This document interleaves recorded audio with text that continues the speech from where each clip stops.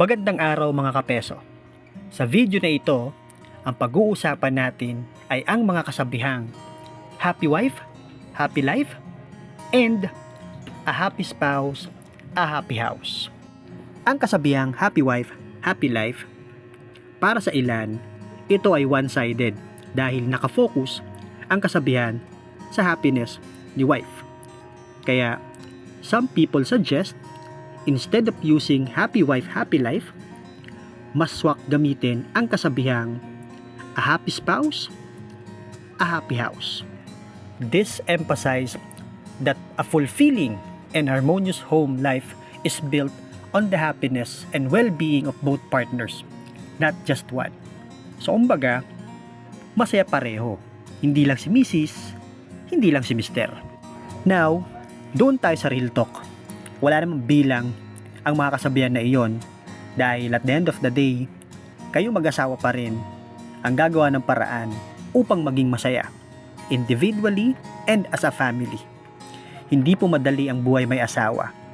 Higit sa lahat kung financially challenged. May personal take on this, walang bilang ang mga kasabihan na iyon. Okay? Why?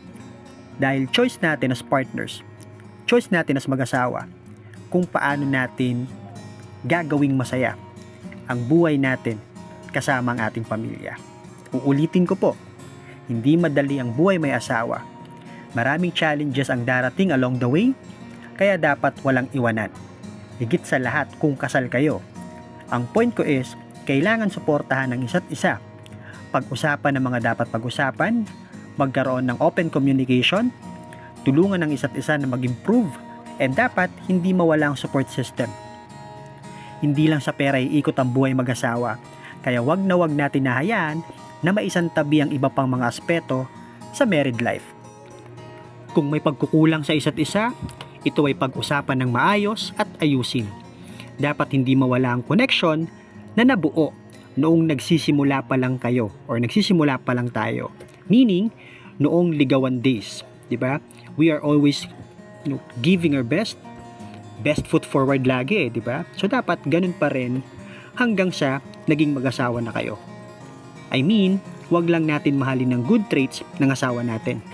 Mahalin din natin ang bad ones, but we will not tolerate.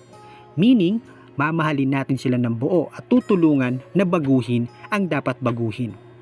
Kung may mga hindi pagkakaintindihan, again, pag-usapan ng maayos. Isa sa mga natutuhan namin bilang mag-asawa ay wag na wag magtatalo. Bakit? Ang root word ay talo.